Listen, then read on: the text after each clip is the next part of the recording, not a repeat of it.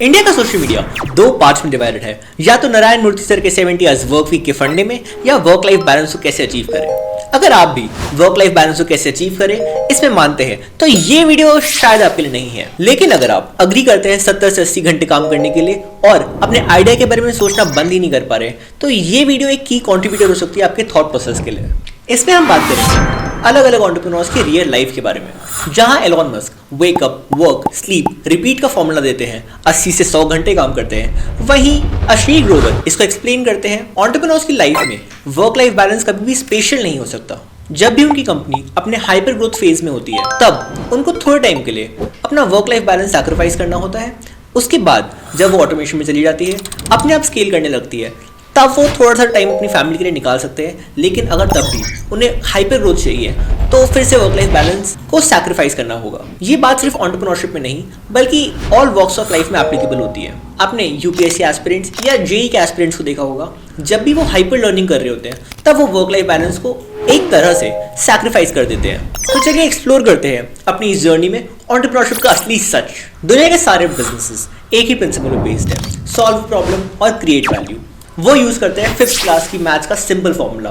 किसी भी गुड्स या सर्विस को कम प्राइस पे प्रोड्यूस करना है, उसको ज़्यादा पे सेल कर देना है और बीच के प्रॉफिट मार्जिन को कमाई मान लेना है। मैंने इसको थोड़ा ज़्यादा ही सिंप्लीफाई कर दिया बट लगभग यही बात है। सर इसको डिटेल में समझते हैं। सबसे पहले बात करते हैं लॉन्च पैड की। ये वो स्टेज है जहां आप अपने बिजनेस को शुरू करते हैं। रणवीर अलाहाबादिया, ईमान गाजी, इन सब ने अपनी जर्नी शुरू करी थी एक फ्रीलांसर फिर मार्केटिंग एजेंसी के तौर पे। क्यों? क्योंकि ये हमें सिखाता है सर्वाइवल स्किल्स, हसलिंग के थ्रू पैसा जनरेट करना, देता है फाइनेंशियल फ्रीडम, मनी को रियल वर्ल्ड में कैसे यूज करना है। और ये एक पूरा स्मॉल स्केल सिमुलेशन होता है किसी भी बड़े एंटरप्राइज को रन करने का।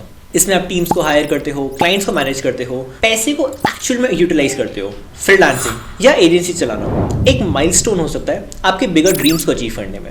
एंटरप्रेन्योर्स का कोई एक फिक्स जोन नहीं है, ये एक पूरा स्पेक्ट्रम है। आप एक साइड हसल हो सकते हो, 9 to 5 काम कर लिया फिर साइड में अपना कुछ शुरू कर लिया। फ्रीलांसर या सोलोप्रेन्योर हो सकते हो, ये बेसिकली अपनी स्किल और टाइम को सेल करके मनी अर्न करते हैं। फिर आते हैं हमारे स्टार्टअप फाउंडर्स, जिनके पास एक स्केलेबल विजन होता है अपने प्रोडक्ट या सर्विस का। और लास्ट में स्केल अप एंटरप्रेन्योर्स, ये किसी भी एस्टैब्लिश्ड बिजनेस को और बड़ा करते हैं। कमेंट करो आप किस कैटेगरी में आते हो, आपके क्या यूनिक चैलेंजेस है, उसके ऊपर फिर हम अगली वीडियोस में बात करेंगे।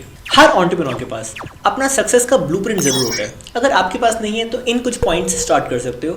और लास्ट में नवाल रविकांत की लेवरेज थ्योरी भी समझाऊंगा, वो भी इसमें की कंट्रीब्यूटर का रोल प्ले करेगी। इसमें सबसे इंपॉर्टेंट होता है विजन, आपका स्टार्टअप क्यों एग्जिस्ट करेगा। फिर आता है सबसे इंपॉर्टेंट पार्ट, एग्जीक्यूशन। इंडिया में 140 करोड़ लोग हैं, सबके पास कोई ना कोई आइडिया है, बट सबसे की रोल होता है एग्जीक्यूशन का, आइडिया को रियलिटी में कन्वर्ट करना। फिर है नेटवर्क, सपोर्टिव टीम्स बिल्ड करो, कस्टमर से बात करो, क्योंकि अल्टीमेटली आपके स्टार्टअप को ह्यूमन से इंटरेक्ट करना है। अगर आप एक सोलोप्रेन्योर भी हो, ह्यूमन नेटवर्क्स बहुत जरूरी होने वाले हैं। फिर है मार्केट फिट, किसी भी प्रोडक्ट या सर्विस की डिमांड होना बहुत जरूरी है, बिना डिमांड के कुछ नहीं बिक सकता। अब बात करते हैं नवाल रविकांत की लेवरेज थ्योरी के बारे में। ये बहुत ज्यादा पॉपुलर थ्योरी है। अगर आपके पास ये 4 में से कोई भी लेवरेज है तो बिजनेस को ग्रो करना बहुत ईजी होने वाला है। सबसे पहला लेवरेज, वो बताते हैं कैपिटल को, पैसे से पैसा बनता है, ये तो सुना ही होगा। फिर है लेबर, आपके पास एक अच्छी टीम हो या फिर लीडरशिप स्किल्स हो, वो बिजनेस में बहुत ग्रोथ देने वाला है। उसके बाद है कोड, अगर आपने किसी भी सर्विस या प्रोडक्ट को ऑटोमेट कर दिया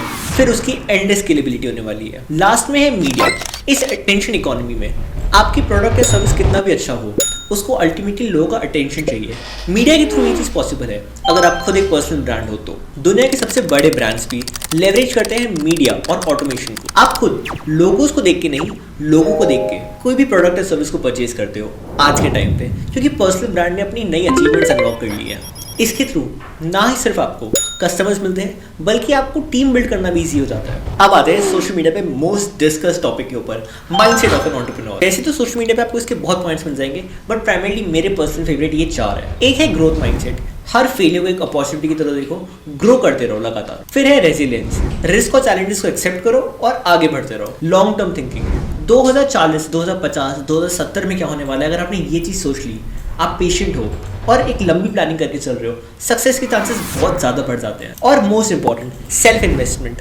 अगर आप खुद स्किल्ड हो, एटलीस्ट मन में एक फ्रीडम रहती है फ्रीलांसिंग करके कि आप कभी फ्रीलांसिंग तो कर ही सकते हो अगर स्टार्टअप नहीं भी चला तो। मोस्ट इंपॉर्टेंट है एक्शन लेना। आपके पास मन में जो भी आइडिया है उसको एक बार एग्जीक्यूट करके देखो, क्या पता चल जाए। नहीं चला तो जो आपने सेल्फ इन्वेस्टमेंट करी थी अपनी स्किल्स के ऊपर। फ्रीलांसिंग तो कभी भी कर सकते हो। हार्वर्ड की रिसर्च के अकॉर्डिंग किसी भी सक्सेसफुल एंटरप्रेन्योर की ये 10 कैरेक्टरिस्टिक्स होती है, बट मेरे नज़रिए से 2025 में सबसे इंपॉर्टेंट 2 ये वाली होने वाली है। फर्स्ट है फास्ट एग्जीक्यूशन। अगर आपके पास कोई आइडिया आता है बट आपके फ्रेंड ने उसको जल्दी एग्जीक्यूट करके मार्केट में उतार के प्रोडक्ट टेस्टिंग कर ली, वो जीत जाएगा गेम। दूसरी है कंसिस्टेंसी। आपने एक दिन 20 घंटे काम कर लिया, अगले दिन 2 ही घंटे काम कर पाए, इसकी जगह आप डेली 10-12 घंटे काम करोगे तो ज़्यादा प्रोडक्टिव हो पाओगे। सबसे बेसिक इसका एक्शनेबल स्टेप हो सकता है फ्रीलांसिंग या इंटर्नशिप से शुरू करो। Fail fast, learn fast. Businesses में जाओ, फ्रीलांसिंग में नेटवर्क्स मिलते हैं, क्लाइंट से बात करते हो, मार्केट की अंडरस्टैंडिंग बिल्ड होती है। अगर आपको लगता है एंटरप्रेन्योरशिप रिस्की है तो ये नॉर्मल है। दिक्कत तब आती है जब आपको लगे ये ईजी है। जो कुछ भी इस वीडियो में सीखा, इन बातों को कमेंट करना। अपनी स्टार्टअप किस स्टेज पर हो ये बताना, ताकि मैं एग्जैक्टली समझ सकूं मेरी ऑडियंस किस स्टेज पर है और उसके अकॉर्डिंग अपनी अगली वीडियोस को प्लान कर सकूं।